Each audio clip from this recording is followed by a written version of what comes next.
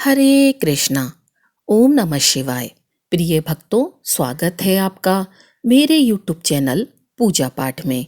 आप सभी भक्तों को गुरु पूर्णिमा की हार्दिक हार्दिक शुभकामनाएं। 18 पुराणों तथा वैदिक साहित्य दर्शन के रचयिता श्री पराशर के पुत्र महर्षि व्यास की गणना भगवान श्री हरि विष्णु जी के 24वें अवतारों में से की जाती है। महर्षि वेद व्यास जी का जन्म त्रेता युग के अंत में आषाढ़ मास की पूर्णिमा के दिन हुआ था। वेद, उपनिषद तथा पुराणों का दर्शन करने वाले व्यास जी को पूरी मानव जाति का गुरु माना जाता है। उनके सम्मान में ही प्रत्येक वर्ष आषाढ़ मास की पूर्णिमा को गुरु पूर्णिमा का व्रत किया जाता है, जिसे व्यास पूर्णिमा के रूप में मनाया जाता है। गुरु पूर्णिमा के दिन शिष्य अपने गुरु की पूजा करते हैं, उन्हें उपहार देते हैं। बहुत से लोग इस दिन व्यास जी के चित्र का पूजन और उनके द्वारा रचित ग्रंथों का अध्ययन करते हैं। मठों और आश्रमों में लोग ब्रह्मलीन संतों की मूर्ति या समाधि की पूजा करते हैं। तो आज वही परम पुण्यदायी गुरु पूर्णिमा का व्रत है। इस दिन गुरु दर्शन और उनकी कथा महिमा को सुनने का विशेष महत्व होता है। इससे अविष्ट फल की प्राप्ति होती है। तो आइए इस कथा को सुनने से पहले आंखें बंद करके हम अपने गुरुदेव का ध्यान करें। पौराणिक कथा के अनुसार प्राचीन समय में पराशर मुनि भ्रमण के लिए गए हुए थे। रास्ते में उनकी दृष्टि एक युवती पर पड़ी जिसका नाम सत्यवती था। वह एक मछुआ की पुत्री थी। मछुआ की पुत्री सत्यवती देखने में बहुत ही सुंदर और आकर्षक थी, लेकिन उनके शरीर से मछली की गंध आती थी, जिस वजह से उन्हें मत्स्य गंधा कहा जाता था। सत्यवती को देखते ही पराशर मुनि का मन विचलित और व्याकुल हो गया। पराशर मुनि ने सत्यवती को संतान प्रदान करने की इच्छा जताई। तब सत्यवती ने कहा, हे ऋषिवर, यह अनैतिक है। लेकिन पराशर मुनि ने कहा कि जन कल्याण के लिए यह अनिवार्य है। यह संतान दिव्य होगी और सृष्टि में यह महान कार्य करेगी। ऐसे में सत्यवती ने महर्षि पराशर के सामने शर्त रखी कि बच्चे के जन्म के बाद वह कुंवारी ही रहेगी तथा उनके शरीर से आने वाली मछली की गंध फूलों की सुगंध में परिवर्तित हो जाएगी।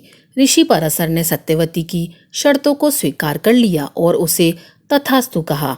उनके तथास्तु कहते ही सत्यवती के शरीर से आने वाली मछली की गंध समाप्त हो गई और वह मत्स्य गंधा सुगंधा में परिवर्तित हो गई। समय आने पर सत्यवती के गर्भ से भगवान विष्णु के अवतार व्यास जी का जन्म हुआ, जो वेद विद्याओं में पारंगत थे। जन्म होते ही वह बालक बड़ा हो गया और अपनी माता से बोला, माता, जब भी तुम मुझे स्मरण करोगी मैं उपस्थित हो जाऊंगा। इतना कहकर वह तपस्या करने के लिए देवव्यापन दीप चले गए। कठोर तप के कारण उनके शरीर का रंग काला हो गया, जिस कारण उन्हें कृष्ण द्वैपायन कहा जाने लगा। आगे चलकर वेदों का विभाजन करने के कारण वेदव्यास के नाम से प्रसिद्ध हुए। एक दिन राजा शांतनु यमुना नदी के तट पर टहल रहे थे। तभी उन्हें नाव चलाते हुए सत्यवती उनके शरीर से आ रही सुगंध से राजा के मन को मोह लिया। राजा तत्काल ही उसके पिता के पास पहुंच गए। सत्यवती के साथ विवाह की उन्होंने इच्छा जताई। सत्यवती के पिता राजा शांतनु के सामने शर्त रखी, मेरे कन्या द्वारा उत्पन्न बालक ही राज्य का उत्तराधिकारी बनेगा, जिसे राजा शांतनु ने अस्वीकार कर लिया, क्योंकि राजा का उत्तराधिकारी राजा शांतनु तथा गंगा पुत्र भीष्म था। जब भीष्म को इस बात का पता चला तो उन्होंने प्रतिज्ञा की कि वह जीवन भर अविवाहित रहेंगे। भीष्म की प्रतिज्ञा के बाद सत्यवती का विवाह राजा शांतनु के साथ हुआ। तब राजा शांतनु और सत्यवती के 2 पुत्र हुए, जिसका नाम चित्रांगद और विचित्रवीर था। चित्रांगन और विचित्रवीर के बालकाल में राजा शांतनु का स्वर्गवास हो गया तथा गंगा पुत्र भीष्म नित्रांगन के बड़े होने पर उन्हें राजगद्दी पर बिठा दिया। परंतु कुछ समय बाद गंधर्वों से युद्ध करते हुए चित्रांगद मारा गया। इस पर भीष्म ने उनके अनुज विचित्रवीर को राज का कार्यभार सौंप दिया। अभिषेक के कारण विचित्रवीर के विवाह की उन्हें चिंता हुई। उन्हीं दिनों काशीराज की 3 कन्या अंबालिका और अंबिका का स्वयंवर था। उनके स्वयंवर में जाकर अकेले ही भीष्म ने वहां आए हुए सभी राजाओं को परास्त कर दिया और तीनों कन्याओं का हरण करके हस्तिनापुर ले आए।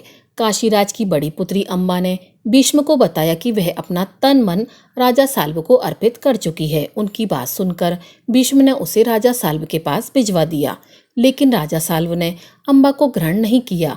अम्बा निराश होकर वन में तपस्या करने चली गई। अंबिका और अंबालिका का विवाह विचित्रवीर के साथ करवा दिया गया, परंतु विचित्रवीर क्षय रोग से पीड़ित होकर अल्प आयु में ही बिना संतान के मृत्यु को प्राप्त हो गए। पुत्र की मृत्यु का समाचार पाकर माता सत्यवती को बहुत ही दुख हुआ। तब दुखी मन से उन्होंने अपने पुत्र वेदव्यास का स्मरण हो आया और याद करते ही वेदव्यास जी वहां पर उपस्थित हो गए। सत्यवती ने उन्हें देखकर बोली, हे पुत्र, तुम्हारे सभी भाई निसंतान हैं और स्वर्गवासी हो गए हैं। अब मेरे वंश का नाश होने से बचाने के लिए मैं तुम्हें आज्ञा देती हूँ कि उनकी पत्नियों से नियोग द्वारा संतान उत्पन्न करो। वेदव्यास जी उनकी आज्ञा मानकर बोले, हे माता, आप उन दोनों रानियों से कह दीजिए कि वह 1 वर्ष तक नियम व्रत का पालन करें, तभी उनको गर्भधारण होगा। 1 वर्ष व्यतीत हो जाने पर वेदव्यास जी सबसे पहले बड़ी रानी अंबिका के पास गए। अंबिका ने उनके तेज से डरकर अपने नेत्र बंद कर लिए। तब वेदव्यास जी लौटकर सत्यवती से कहने लगे, माता, अंबिका का पुत्र बलशाली तो होगा, परंतु नेत्र बंद करने के दोष के कारण वह अंधा होगा। सत्यवती को यह सुनकर बड़ा दुख हुआ। उन्होंने वेदव्यास को छोटी रानी अंबालिका के पास भेजा। रानी अंबालिका वेदव्यास जी को देखकर डर से पीली हो गई। उनके कक्ष से लौटने के बाद वेदव्यास जी ने सत्यवती से कहा, हे माता, अंबालिका के गर्भ से पांडु रोग से ग्रसित पुत्र होगा। इससे माता सत्यवती को और भी दुख हुआ और उन्होंने बड़ी रानी को उन्हें वेदव्यास के पास जाने का आदेश दिया। इस बार बड़ी रानी ने स्वयं न जाकर अपनी दासी को वेदव्यास जी के पास भेज दिया। इस बार वेदव्यास जी ने माता सत्यवती के पास आकर कहा कि हे माते, इस दासी के गर्भ से वेदांग में निपुण अत्यंत नीतिवान पुत्र होगा। इतना कहकर वेदव्यास जी तपस्या करने चले गए। समय आने पर अंबिका के गर्भ से धृतराष्ट्र का जन्म हुआ और अंबालिका के गर्भ से पांडु रोग से ग्रसित पांडु तथा दासी के गर्भ से धर्मात्मा विदुर का जन्म हुआ। आगे चलकर जब धृतराज के यहाँ कोई पुत्र नहीं हुआ तो वेदव्यास जी की कृपा से ही उनकी 100 संतानों ने जन्म लिया। महर्षि वेदव्यास जी के पुत्र श्री सुखवेद जी के जन्म के बारे में कहा जाता है कि वह 12 वर्ष तक माता के गर्भ में रहे। वह महर्षि वेदव्यास जी के अयोनिज पुत्र थे। एक समय भगवान शिव माता पार्वती को अमर कथा सुना रहे थे। पार्वती जी को कथा सुनते सुनते नींद आ गई। उनके पास बैठे हुए एक शुक ने हुकारा भरना शुरू कर दिया। जब भगवान शिव को इस बात का पता चला तो वह शुक को मारने के लिए दौड़े और उसके पीछे अपना त्रिशूल छोड़ा। तब शुक जान बचाने के लिए तीनों लोकों में भागता रहा। भागते भागते व्यास जी के आश्रम में पहुंच गया। सूक्ष्म रूप धारण करके उनकी पत्नी के मुख में घुस गया और वहां उनके गर्भ में ठहर गया। जब वह 12 वर्ष तक बाहर नहीं आया तब भगवान श्री कृष्ण ने स्वयं आकर्षक को आश्वासन दिया कि बाहर निकलने पर उसके ऊपर माया का प्रभाव नहीं पड़ेगा। श्री कृष्ण के आश्वासन के बाद वह गर्भ से बाहर आए और व्यास जी के पुत्र कहलाए। हमारे शास्त्रों के अनुसार महर्षि वेदव्यास जी त्रिकालज्ञ थे तथा उन्होंने दिव्य दृष्टि से यह पहले ही जान लिया था कि कलयुग में अधर्म शुरू हो जाएगा। धर्म के क्षीण होने के कारण मनुष्य नास्तिक, कर्तव्यहीन और अल्प या आयु हो जाएंगे। तब इसके बाद महर्षि वेदव्यास जी ने शिव की तपस्या की। जब ऋषि वेदव्यास जी की तपस्या पूर्ण हुई तो उन्हें भगवान शिव जी ने दर्शन दिए और उन्हें ब्रह्म ज्ञान का सार समझाया। साथ ही भगवान शिव ने उन्हें इस ज्ञान को भी सभी तक पहुंचाने का जिम्मा भी सौंपा। ऋषि वेदव्यास जी ने इस ज्ञान के आधार पर 4 वेदों और कई गुण ग्रंथों की रचना की। इसके बाद ऋषि वेदव्यास जी ने एक आश्रम का निर्माण किया जहां उन्होंने कई अन्य ऋषियों को ब्रह्म ज्ञान दिया। उन ऋषियों ने ऋषि वेदव्यास जी को अपना गुरु मानकर उनकी पूजा की। उसके बाद से ही गुरु शिष्य की परंपरा स्थापित हुई और आश्रम में शिक्षा की शुरुआत हुई। और फिर वेदव्यास जी ने महाभारत जैसे 18 पुराणों की रचना की। हालांकि गुरु पूर्णिमा का पर्व उस दिन से मनाना शुरू हुआ था जब ऋषि वेदव्यास जी ने श्री गणेश जी को महाभारत लिखने के लिए आग्रह किया था और गणेश जी ने महाभारत लिखना शुरू करने से पहले आषाढ़ पूर्णिमा के दिन वेदव्यास जी को गुरु मानकर उनकी पूजा अर्चना की थी। तो प्रिय भक्तों, ये थी गुरु पूर्णिमा की कथा। आइए अब भगवान विष्णु को और चंद्रदेव को प्रसन्न करने वाली पूर्णिमा के दिन सुनी जाने वाली इस कथा का भी श्रवण करते हैं। द्वापर युग में एक समय की बात है, यशोदा जी ने कृष्ण जी से कहा, हे कृष्ण, तुम सारे संसार के उत्पन्न करता, पोषक तथा उनके संहार करता हो। आज कोई ऐसा व्रत मुझसे कहो जिसके करने से मृत्यु लोक में स्त्रियों को विधवा होने का भय ना रहे तथा सभी मनुष्यों की मनोकामनाओं को वह व्रत पूर्ण करने वाला हो। श्री कृष्ण जी कहने लगे, हे माता, तुमने अति सुंदर प्रश्न किया है। मैंने तुमसे ऐसे ही व्रत को विस्तार से कहता हूँ। सौभाग्य की प्राप्ति के लिए स्त्रियों को 32 पूर्णमासियों का व्रत करना चाहिए। इस व्रत को करने से स्त्रियों को सौभाग्य की प्राप्ति होती है। यह व्रत अचल सौभाग्य को देने वाला एवं भगवान शिव के प्रति मनुष्य मात्र की भक्ति को बढ़ाने वाला है। यशोदा जी कहने लगी, हे कृष्ण, सर्वप्रथम इस व्रत को मृत्युलोक में किसने किया था, इसके विषय में विस्तार पूर्वक मुझसे कहो। श्री कृष्ण जी कहने लगे, इस भूमंडल पर एक अत्यंत प्रसिद्ध राजा चंद्रहास से पालित अनेक प्रकार के रत्नों से परिपूर्ण कार्तिका नाम की एक नगरी थी। वहां पर धनेश्वर नाम का एक ब्राह्मण था और उसकी स्त्री अति सुशीला और रूपवती थी। दोनों ही उस नगरी में बड़े प्रेम के साथ रहते थे। घर में धन्य दान आदि की कोई कमी नहीं थी, किंतु उनको एक बहुत बड़ा दुख था कि उनको कोई संतान नहीं थी। इस दुख से वह अत्यंत दुखी रहते थे। एक समय एक बड़ा तपस्वी योगी उस नगरी में आया। वह योगी उस ब्राह्मण के घर को छोड़कर अन्य घरों से भिक्षा लाकर भोजन किया करता था। धनेश्वर के घर से वह भिक्षा नहीं लिया करता था। उस योगी ने एक दिन धनेश्वर के घर से भिक्षा न लेकर किसी अन्य घर से भिक्षा लेकर गंगा किनारे जाकर भिक्षा अन्न को प्रेम पूर्वक खाया। धनेश्वर ने योगी का सब कार्य किसी प्रकार से देख लिया।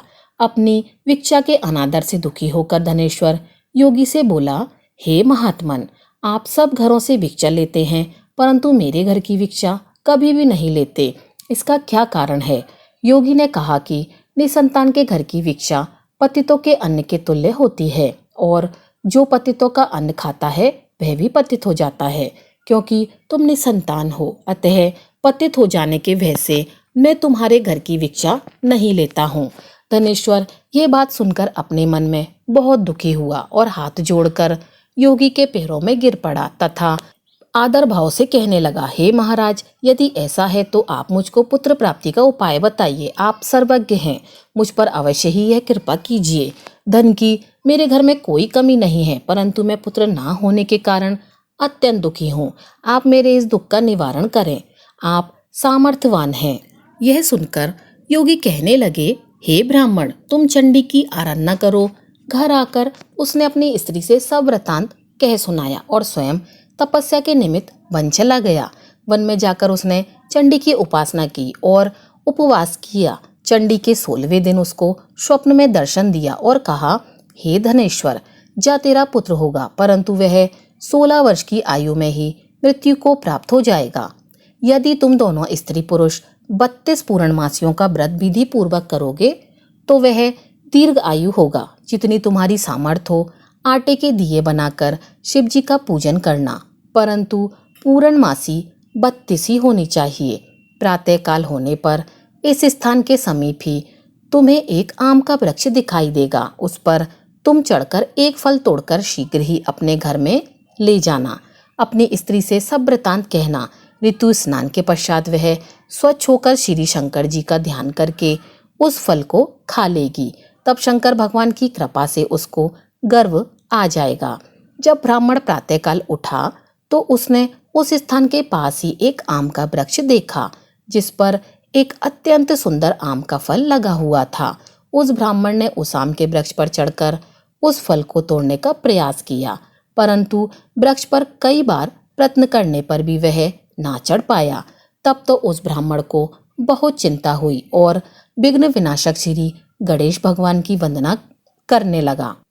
बोला, हे दयानिधि, अपने भक्तों के विघ्नों का नाश करके उनके मंगल कार्य को करने वाले, दुष्टों का नाश करने वाले, रिद्धि सिद्धि को देने वाले, आप मुझ पर कृपा करके इस बल को दें कि मैं अपने मनोरथ को पूर्ण कर सकूं।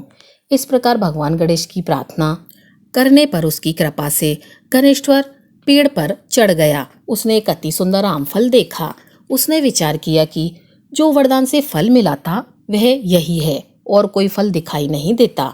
उस गणेश्वर ब्राह्मण ने जल्दी से उस फल को तोड़कर अपनी स्त्री को लाकर दे दिया और उसकी स्त्री ने अपने पति के कथनानुसार उस फल को खा लिया और वह गर्भवती हो गई। देवी जी की असीम कृपा से उसे एक अत्यंत सुंदर पुत्र उत्पन्न हुआ, जिसका नाम उन्होंने देवीदास रखा। माता पिता के हर्ष और शोक के साथ वह बालक शुक्ल पक्ष के चंद्रमा की भांति अपने पिता के घर में बढ़ने लगा। भवानी की कृपा से वह बालक बहुत ही सुंदर, सुशील और विद्या अध्ययन में बहुत ही निपुण हो गया।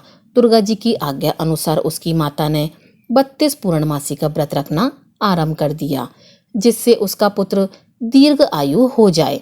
16वां वर्ष लगते ही देवीदास के माता पिता को बड़ी चिंता हो गई कि कहीं उनके पुत्र की इस वर्ष मृत्यु ना हो जाए। प्रिय भक्तों, इसीलिए उन्होंने अपने मन में विचार किया कि यदि यह दुर्घटना उनके सामने हो गई तो वे कैसे सहन कर सकेंगे। उन्होंने देवीदास के मामा को बुलाया और कहा कि हमारी इच्छा है कि देवीदास 1 वर्ष तक काशी में जाकर विद्या अध्ययन करे, लेकिन हम उसको अकेला नहीं छोड़ना चाहते, इसलिए साथ में तुम चले जाओ और 1 वर्ष के पश्चात इसको वापस लौटा लाना। सब प्रबंध करके उसके माता पिता ने काशी जाने के लिए देवीदास को एक घोड़े पर बैठाकर उसके मामा को उसके साथ विदा कर दिया। किंतु यह बात उसके मामा या किसी और से नहीं कही। धनेश्वर ने सब अपनी पत्नी पुत्र की मंगल कामना तथा दीर्घायु के लिए भगवती दुर्गा की आराधना की और पूर्णमासियों का व्रत करना आरंभ कर दिया। इस प्रकार लगातार 32 पूर्णमासी का व्रत पूरा किया।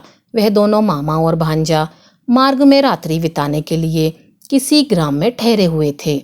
उस दिन उस गांव में एक ब्राह्मण की अत्यंत सुंदर, सुशीला, विदुषी और गुणवती कन्या का विवाह होने वाला था। जिस धर्मशाला के अंदर वर और उसकी बारात ठहरी हुई थी, उसी धर्मशाला में देवीदास और उसके मामा भी ठहरे हुए थे। संयोगवश कन्या को तेल आदि चढ़ाकर मंडप आदि का कृत किया गया तो विवाह के समय वर को धनुवार्थ अर्थात मृगी का दौड़ा पड़ा। तब वर के पिता ने अपने कुटुंबियों से परामर्श करके निश्चय किया कि वे देवीदास मेरे पुत्र जैसा ही सुंदर है, मैं उसके साथ ही विवाह करा देता हूँ और बाद में अपने लड़के के साथ कन्या को विदा करा के ले जाऊंगा। ऐसा सोचकर देवीदास के मामा से जाकर बोला कि तुम थोड़ी देर के लिए अपने भांजे को हमें दे दो, जिससे विवाह के लग्न का सब कृत सुचारू रूप से हो सके। तब उसका मामा कहने लगा कि जो कुछ भी सामान कन्यादान के समय वर को मिले वह सब हमें दे दिया जाए, तो मेरा भांजा इस बारात का दूल्हा बन जाएगा। यह बात वर के पिता ने स्वीकार कर ली और उसने देवीदास को वर बनने के लिए भेज दिया और उसके साथ सब विवाह कार्य रात्रि में विधि पूर्वक संपन्न हो गया। पत्नी के साथ वह भोजन ना कर सका और अपने मन में सोचने लगा कि ना जाने यह कैसी स्त्री होगी। वह एकांत में यही सोच में पड़ा हुआ था तथा उसकी आंखों में आंसू भी आ गए। तब वधू ने पूछा कि क्या बात है, आप इतने उदासीन व दुखी क्यों हो रहे हैं। तब उसने सब बातें जो वर के पिता व उसके मामा में हुई थी उनको बता दी। तब कन्या कहने लगी, यह ब्रह्म विवाह के विपरीत कैसे हो सकता है।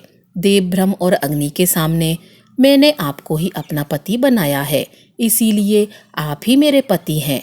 मैं आपकी ही पत्नी रहूंगी, किसी अन्य की कदापि नहीं। तब देवीदास ने कहा, ऐसा मत करिए, क्योंकि मेरी आयु बहुत थोड़ी है। मेरे पश्चात आपकी क्या गति होगी, इस बात को अच्छी तरह विचार कर लीजिए। परंतु वह दृढ़ विचार वाली थी कि जो आपकी गति होगी वही मेरी गति होगी। हे स्वामी, आप उठिए और भोजन करिए, आप निश्चित ही भूखे होंगे। उसके बाद देवीदास और उसकी पत्नी दोनों ने भोजन किया तथा शेष रात्रि वे सोते रहे। प्रातःकाल देवीदास ने अपनी पत्नी को 3 नगों से जड़ी हुई एक अंगूठी दी, एक रुमाल दिया और बोला, हे प्रिय, इसे ले लो और संकेत समझकर स्थिरचित हो जाओ। मेरा मरण और जीवन जानने के लिए एक पुष्प वाटिका बना लो, उसमें सुगंध वाली एक नवमल्लिका लगा दो, उसको प्रतिदिन जल से सींचा करो और आनंद के साथ खेलो कूदो तथा उत्सव मनाओ। जिस समय और जिस दिन मेरा प्राणांत होगा यह फूल सूख जाएंगे और यह जब हरे भरे हो जाएंगे तो जान लेना कि मैं जीवित हूँ। यह बात निश्चित करके समझ लेना, इसमें कोई संशय नहीं है। यह समझाकर वह चला गया। प्रातःकाल होते ही वहां पर गाजे बाजे बजने लगे। जिस समय विवाह के कार्य समाप्त करने के लिए वर तथा बारात मंडप में आए तो कन्या ने वर को भली भांति से देखकर अपने पिता से कहा कि यह मेरा पति नहीं है, मेरा पति वही है जिसके साथ रात्रि में मेरा परिग्रहण संस्कार हुआ था। इसके साथ मेरा विवाह नहीं हुआ है, यह वही नहीं है। तो बताइए कि मैंने इसको क्या दिया। मधु कर और कन्यादान के समय जो मैंने आभूषण आदि दिए हैं उन्हें दिखाए तथा रात में मैंने क्या गुप्त बातें कही थी वह सब सुनाए। पिता ने उसके कथन अनुसार वर को बुलाया। कन्या की सब बातें सुनकर वह कहने लगा कि मैं कुछ नहीं जानता। इसके पश्चात वह लज्जित होकर चला गया। सारी बारात भी अपमानित होकर वहां से लौट गई। भगवान श्री कृष्ण बोले, हे माता, इस प्रकार देवीदास काशी विद्या अध्ययन के लिए चला गया। जब कुछ समय बीत गया तो काल से प्रेरित होकर एक सर्प रात्रि के समय उसको डसने के लिए वहां आया और उस विषदर के प्रभाव से उसके शयन का स्थान चारों ओर से विष की ज्वाला से विषैला हो गया, परंतु व्रत के प्रभाव से उसको काटने ना पाया, क्योंकि पहले ही उसकी माता ने 32 पूर्णमासी का व्रत रखा था। इसके बाद मध्याह्न के समय स्वयं काल वहां आया और उसके शरीर से उसके प्राणों को निकालने का प्रयास करने लगा, जिससे वह मूर्छित होकर पृथ्वी पर गिर पड़ा। भगवान की कृपा से उसी समय पार्वती जी के साथ भगवान शंकर जी वहां पर आ गए। उसको मूर्छित दशा में देखकर पार्वती जी ने भगवान शंकर से प्रार्थना की कि हे महाराज, इस बालक की माता ने पहले 32 पूर्णमासी का व्रत किया था, जिसका प्रभाव अभी भी है। भगवान आप इसको प्राणदान दे दीजिए। भवानी के कहने पर भक्त वत्सल भगवान ने उसको प्राणदान दे दिया। इस व्रत के प्रभाव से काल को भी पीछे हटना पड़ा और देवीदास स्वस्थ होकर बैठ गया। उधर उसकी स्त्री उस समय की प्रतीक्षा किया करती थी जब उसने देखा कि उस पुष्प वाटिका में पत्र पुष्प कुछ भी नहीं रहे, तो उसको अत्यंत आश्चर्य हुआ और जब वह वैसे ही हरी भरी हो गई तो वह जान गई कि वह जीवित हो गए हैं। यह देखकर वह बहुत प्रसन्न मन से अपने पिता से कहने लगी, पिताजी, मेरे पति जीवित हैं, आप उनको ढूंढिए। जब 16वां वर्ष व्यतीत हो गया तो देवीदास भी अपने मामा के साथ काशी से चल दिया। इधर उसके ससुर उसको ढूंढने के लिए अपने घर से जाने ही वाले थे कि वह दोनों मामा भांजे वहां पर आ गए। उनको आया देखकर ससुर को बड़ी प्रसन्नता हुई और उन दोनों को अपने साथ वे अपने घर पर ले गए। उस समय नगर के निवासी वहां पर इकट्ठे हो गए। सबने निश्चय किया कि अवश्य ही इसी बालक के साथ इस कन्या का विवाह हुआ था। उस बालक को जब कन्या ने देखा तो पहचान लिया और कहा कि यह तो वही है जो संकेत करके गए थे और यही तो मेरे पति हैं। तदुपरांत सभी कहने लगे कि भला हुआ जो यह आ गया। सब नगरवासियों ने आनंद मनाया। श्री कृष्ण जी कहने लगे, इस प्रकार धनेश्वर 32 पूर्णमासियों के व्रत के प्रभाव से पुत्रवान हो गया और धनेश्वर का पुत्र अपनी स्त्री और धन्यधान को लेकर अपने नगर पहुंच गया। उनका परिवार प्रसन्नता से फूला न समाया। जो भी स्त्रियां इस व्रत को करती हैं वे जन्म जन्मांतर में वैधव्य का दुख नहीं भोगती, सदैव सौभाग्यशाली रहती हैं। यह मेरा वचन है, इसमें कोई संदेह नहीं। यह पुत्र पौत्रों को देने वाला तथा संपूर्ण मनोकामनाओं को पूर्ण करने वाला है। 32 पूर्णमासियों के व्रत से व्रती की सब इच्छाएं भगवान शिव जी की कृपा से पूर्ण हो जाती हैं। तो प्रेम से बोलिए, नमः पार्वती पतये हर हर महादेव। तो प्रिय भक्तों, ये थी हमारी आज की कथा। अगर आपको कथा अच्छी लगी हो तो वीडियो को लाइक कीजिएगा और चैनल को सब्सक्राइब कीजिएगा। आपका दिन शुभ हो।